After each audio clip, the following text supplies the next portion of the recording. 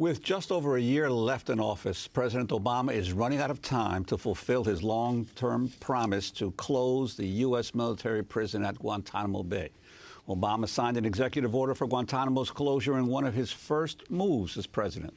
But for the last 6 years, the administration has backed down in the face of staunch Republican opposition.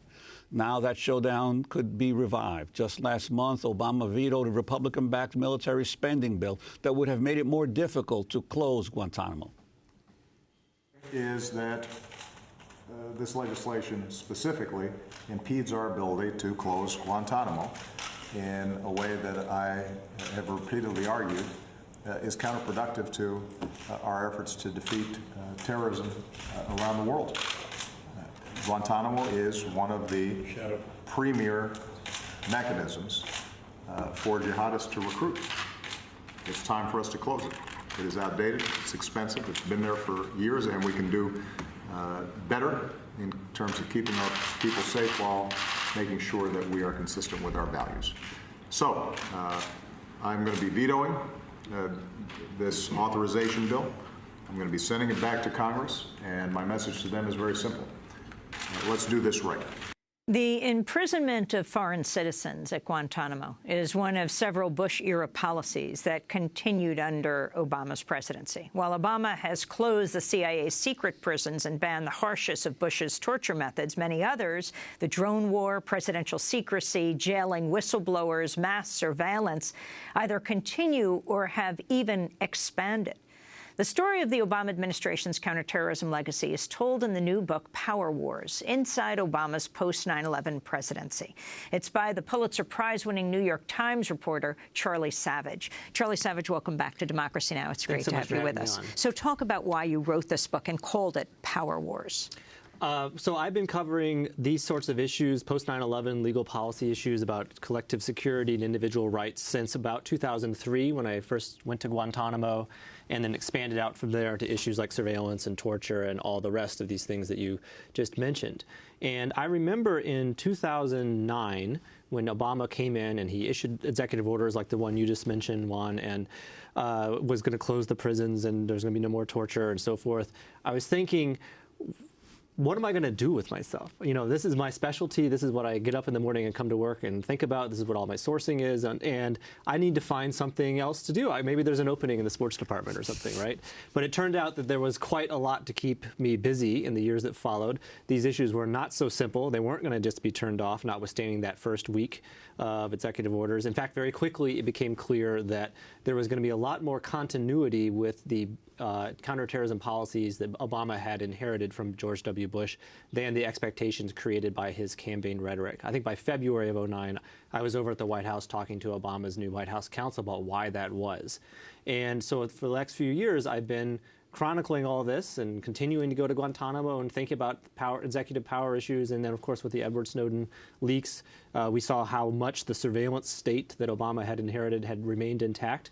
And it became clear to me that there was a big story here that could not be told in individual newspaper articles, which you put all this together systematically, but also go behind the scenes and talk to people. I talked to 150 current and former government officials. I gained access to lots of documents that haven't been public.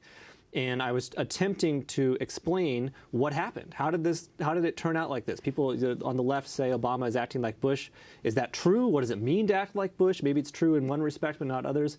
But also, when you look at these over and over, these sort of these episodes where things are happening in the world, and these sort of liberal Obama lawyers are grappling with and policymakers, what are we going to do about it? And the rules are not clear, and it's not as simple as it seemed to be on the campaign stump. We're just going to, end the war on terror.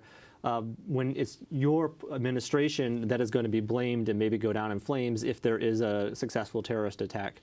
And you point out that there was a pivotal moment early on with the Christmas Day underwear bomber of 2009 and the impact that had on the debate within the Obama administration. Absolutely. So this is one of my arguments in the book, and the book opens with a trio of chapters about the Christmas 2009 moment and the sort of political fallout from it. So your listeners or your viewers may remember that a al-Qaeda terrorist attempted to blow up a plane with a bomb in his underwear on Christmas Day in 2009.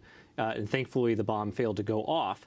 But it quickly became this enormous political and policy event. And the FBI read the terrorist his Miranda rights, and that suddenly Mirandizing terrorists became a political issue. In New York, even Democrats who had sort of cautiously favored having the 9/11 trial of Khalid Sheikh Mohammed and others in a normal court in New York, suddenly there was this wave of fear, and the political support for that option collapsed. Obama was forced to, by politics, to put a moratorium on transferring Yemenis from Guantanamo, which basically killed the effort to close Gitmo because so many of the low-level prisoners are from Yemen, and because the affiliate was based in Yemen that had sent the operation. And most importantly, Scott Brown, the Republican, wins Ted Kennedy's seat in Deep Blue, Massachusetts, a couple weeks later, and he does that by pounding on this issue of Obama's trying to use, give rights to terrorists when he should just be sending this guy to Guantanamo. And I think inside the administration, all this culminated in a sense that they really can't sustain an attack. Everything they would try to do on totally unrelated issues, healthcare and so forth, would collapse. Obama would be a failed one-term president. And at that point, this sort of ambiguous, ambivalent first year he had where he'd sort of kept this but got rid of that, was going to keep this but ratchet it back, shifts. And he takes a much harder line on counterterrorism issues than he had before as an individual. And within the administration, security-minded voices, many of whom are permanent parts of the government, not part of the political appointees who come in, and who are reluctant to let this guy out of Guantanamo or put this tool back in the toolbox and say we're not going to use it anymore. They have a lot more influence, and the sort of reformer-minded faction gets quiet. And I chronicle that through sort of fly-on-the-wall meetings, through these disputes that. Some of which we knew kind of what happened, but we didn't know why and who was taking what position and what was going on behind closed doors. And others of the stories I'm telling in here, we didn't know at all. You were warning about surveillance long ago, long before Edward Snowden, though Edward Snowden revealed so much. President Obama had a decision to make, whether to continue the mass surveillance state, the mass surveillance of Americans, not to mention others. Talk about the decision that he made, the difference he has now made in history. So in this book, I have 2 chapters about surveillance, and one of them is only about what happened under Obama, and both before and after Ed Snowden. But the other one tries to take everything that we now know because of the Snowden leaks and then the government's declassifications as a result of the Snowden leaks, of how surveillance developed from the 70s up until 2009, and put it together into a coherent story, because it's like this whole secret history of how technology and spying powers changed that we didn't know, and now it's knowable.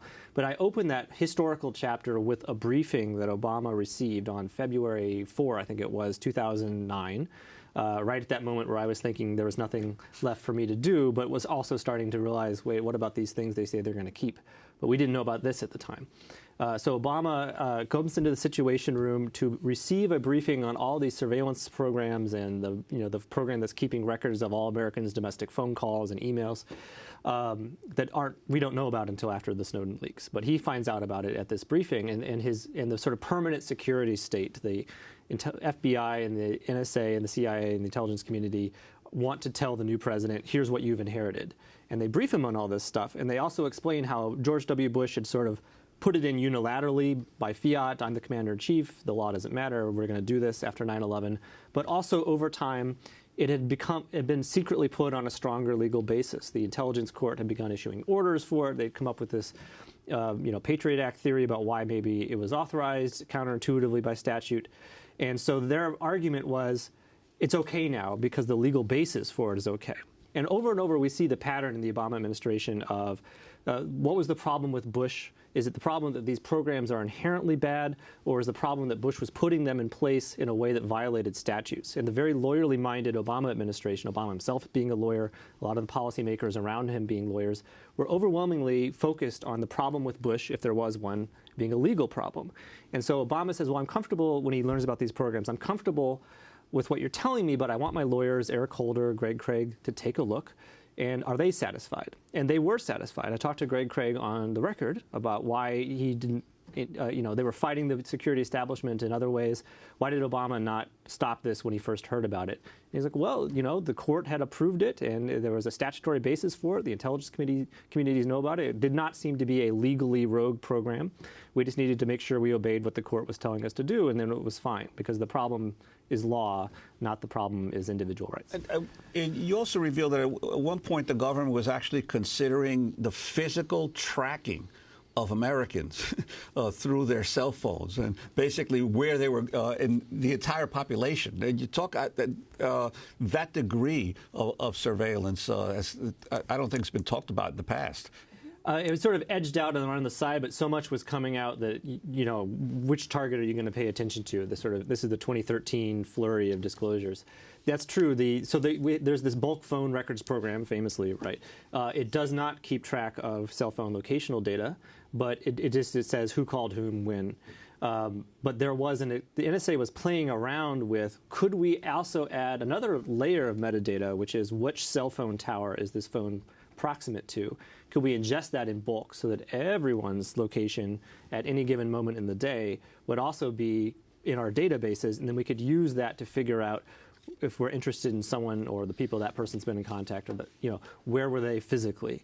And they actually got some data, and they started testing the system, and then shut it down. That was before Snowden, but it sort of shows you the surveillance state, or the people who play with toys at the NSA see the technological operational capabilities of something as interesting, and they play with it. And sometimes the technology gets way beyond what policymakers have decided is actually a good idea, and is certainly way beyond what the rules were written to regulate. And the prosecution of whistleblowers. I mean, you know it very well intimately at the New York Times. Your colleague, James Risen, who was gone after as a journalist by the Obama administration, intensified after Bush. He thought with Obama these charges would be dropped. Instead, it went the other way, although ultimately it was resolved. Of his alleged source. Yes, and also the questioning of him demanding that he release information and face jail.